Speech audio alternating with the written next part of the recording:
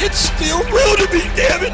Now back to more of Wrestling on the Spectrum with Brody the Brain Herman, JC and Patrico on the Lou Information Station. Streaming 24/7 at louinfo.com. Ladies and gentlemen, welcome to Wrestling on the Spectrum. My name is Tony Patrico, and you spell that Patrico, baby. And joined, as always, by Brody the Brain Herman. Brody, when I hear someone say professional wrestling heel, there's a name that comes to mind, and I'll let you go ahead. Hit him with the intro. Absolutely, of course. This guy is originally from Canada, from the Winnipeg area. He came up with that Calgary crew of Chris Jericho and Lance Storm and Jerry Morrow and a lot of those guys. He's worked in places like WWE, ECW, TNA, New Japan Pro Wrestling, and now he's the leader of the Don Callis family in AEW. Ladies and gentlemen, Don Callis! Woo! Don, thank you for joining us, man. We really appreciate it. Yep, thank you for joining us. Good to be here. So, Don, I'm going to dive right into it here. And I know that I mentioned, when I hear professional wrestling heel, and I've seen multiple people refer to you as the most vicious heel out there. I know you are anti-cool guy heel. What does it take to be that vicious heel? You say that as if there's some sort of a step-by-step book I could educate someone or sell. It really is just about, I'm just myself. That's it. I mean, I don't dial it up. I mean, maybe my clothes are moderately different than they would be if I went out to dinner in New York or something. But I let my true feelings come out. I don't have a lot of patience for stupidity, for people that aren't good at their jobs, and I encounter that in every moment of my life, whether it's at work, going through an airport, checking into a hotel, getting on a private plane and having to deal with people, the pilot. I have zero patience. So rather than trying to hide this part of my personality, I just, allow myself to be me. And people seem not to like it or whatever you want to call it. And that's okay. I mean, they like me, can react however and act however they want to. Yeah. So, or technical difficulties with a radio show, trying to do an interview. No patience for that either. I can only imagine. We apologize for that. Now, I will tell you this. This is one thing that I absolutely love is when I look at the Don Callis family in its current state, there's always that strength in numbers, and you continue to grow the family. Now, my question is to you now, what happens when the foundation starts to crack, when things get a little overcrowded? Is that where Don Callis steps up and says, it's my job to put this family together and be the glue? Or how do you handle that scenario? Well, I could ask you the same question. If you got a nice house, you got a 4-bedroom house, and all of a sudden you have 5 kids, what do? You get rid of one of the kids? No, you buy a bigger house. Very simple. And so there's always room for high quality, genetically gifted athletes in the Don Callis family. And I will continue to find ways to make that work. People joke about the salary cap. I don't have a salary cap. I have a talent cap. In other words, people who aren't talented enough don't get looked at. And sometimes opportunities come up and you say, well, I need to add this person because this is going to add a lot to the group. The thing is that I'm looking at this thing 10 years down the line. So when I first took on, say, Kyle Fletcher, it wasn't necessarily ready just based on results to be in the group. But I saw potential, and I look at a 5-year window, a 10-year window. And that's what I did with Kyle. It's what I continue to do with the group. And the group will continue to get bigger because what I have come to understand is that wrestling, like in the labor force, there's strength in numbers and there's strength in unity.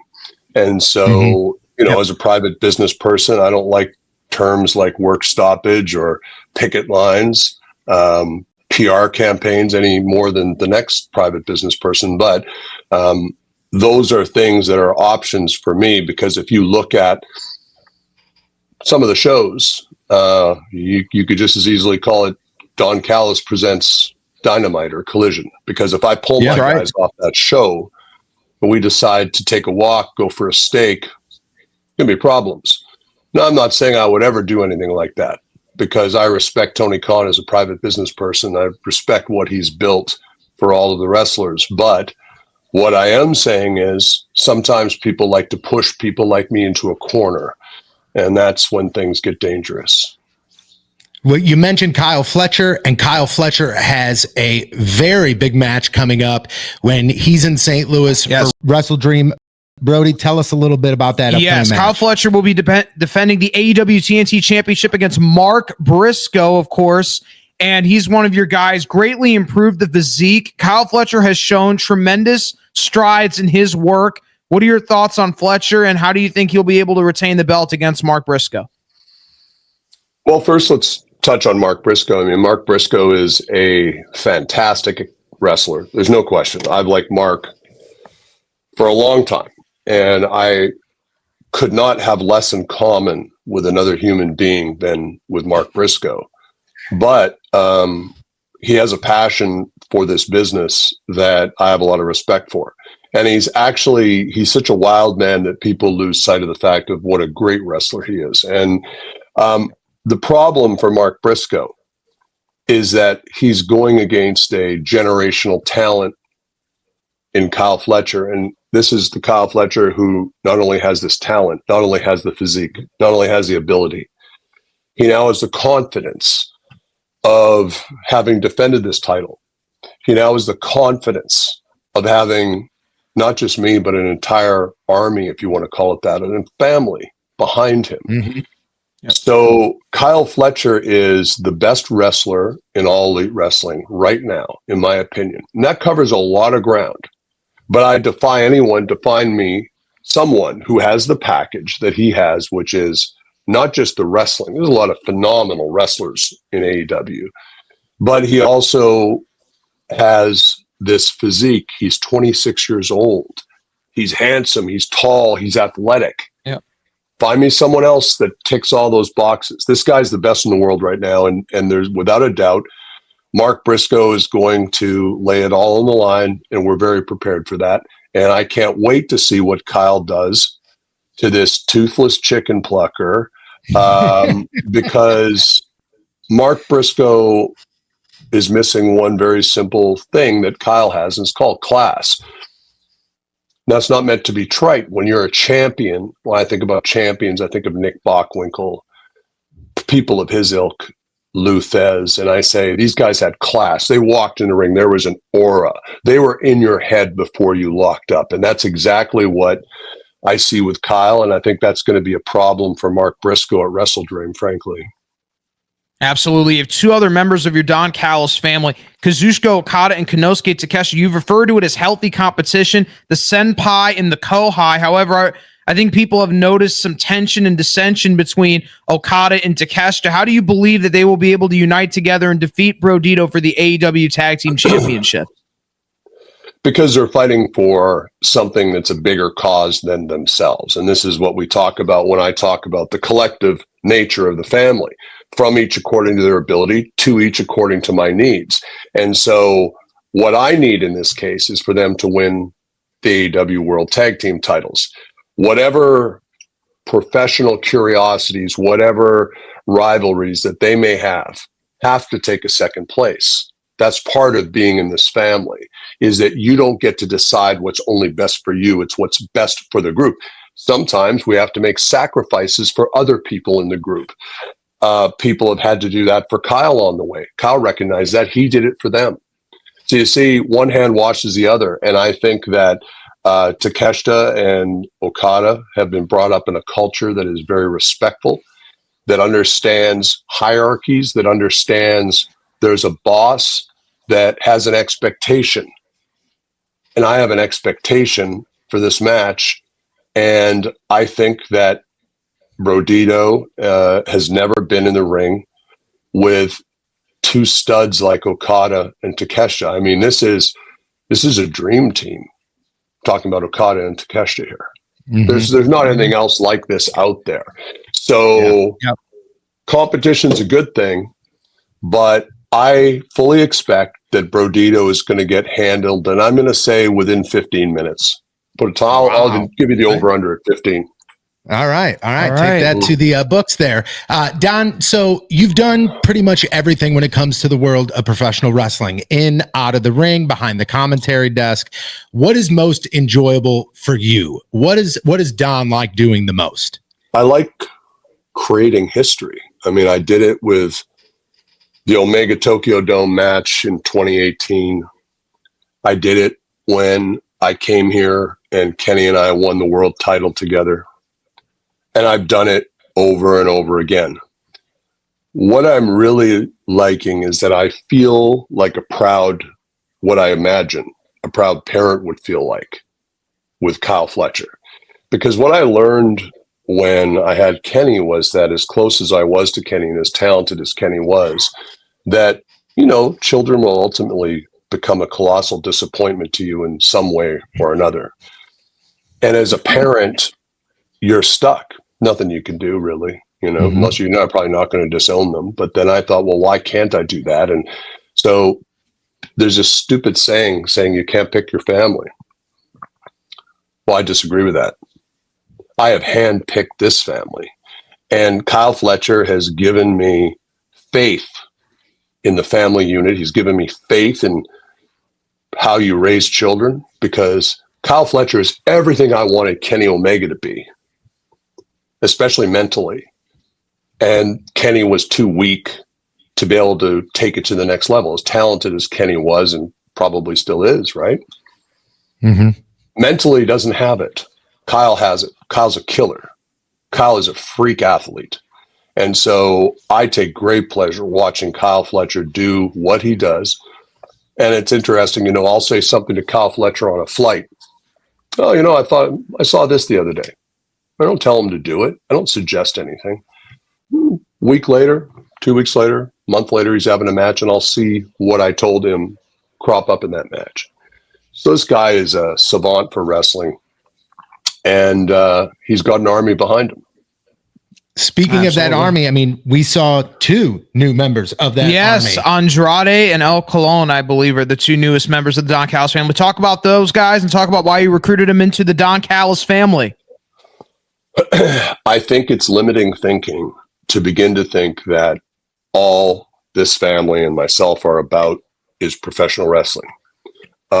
We are, whether, Tony Khan and I probably disagree on a lot of things, but one thing I think Tony would probably agree on is that the Don Callis family has really taken over All Elite Wrestling.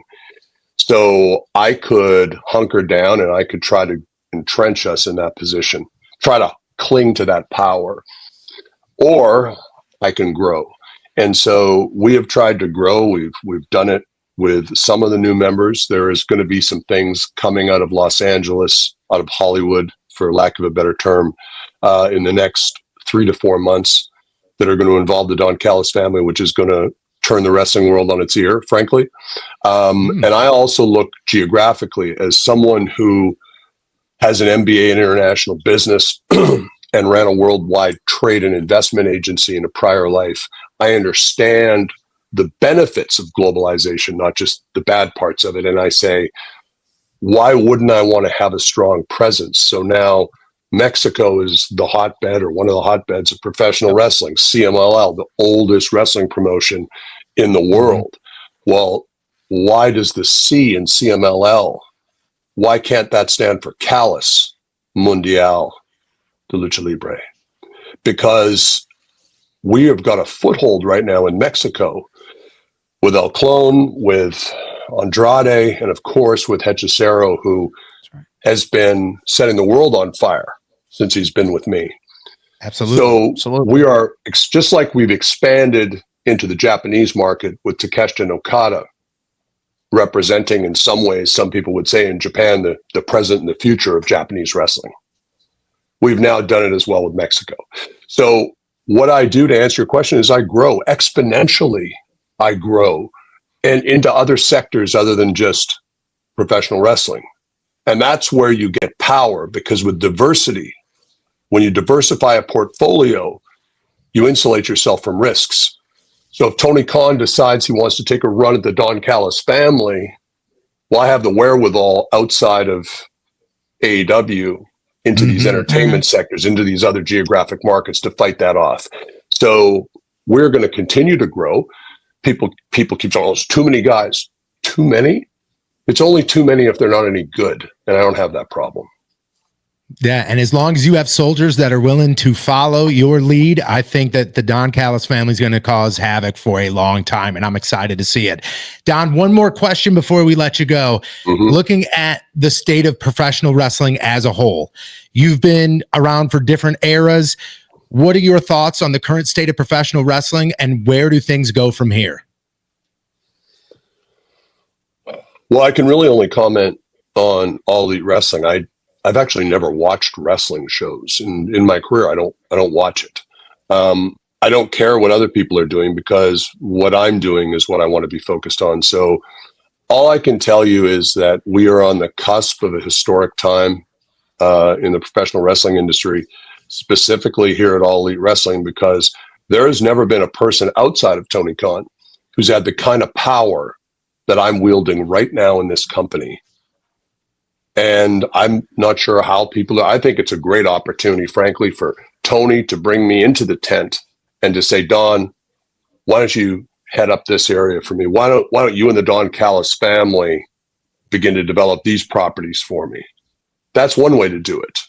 Wouldn't you rather have someone like me inside the tent urinating out rather than outside the tent urinating in? Because once you cross a line with me, it's done. I'm going to bring the full weight and force of this family, numerically, monetarily, and otherwise, and I'm going to bring you down. So we're going to grow, and we're going to grow in the amount of influence and power that we have in All Elite Wrestling. And I'm fascinated to see, because Tony Khan is a genius, got genius level IQ, successful businessman. I know Tony's going to want to do the right thing for his business. And the right thing for his business is to acquiesce to what this juggernaut called the Don Callis family needs. Well, Don, I'm telling you right now, when WrestleDream comes to St. Louis next weekend, and we are here at the Chaffetz Arena, if we cross paths here at Wrestling on the Spectrum, don't make eye contact, please. We will not. But we honor and respect the Don Callis family. Yes, we honor and respect and appreciate everything you're doing currently with All Elite Wrestling. So, Don, thank you for giving us a moment of your time this afternoon. And again, we wish you all the luck when you and your family are here at AEW WrestleDream at Chaffetz Arena on the 18th. Thanks, guys. Thank you for coming on. Appreciate it, Don.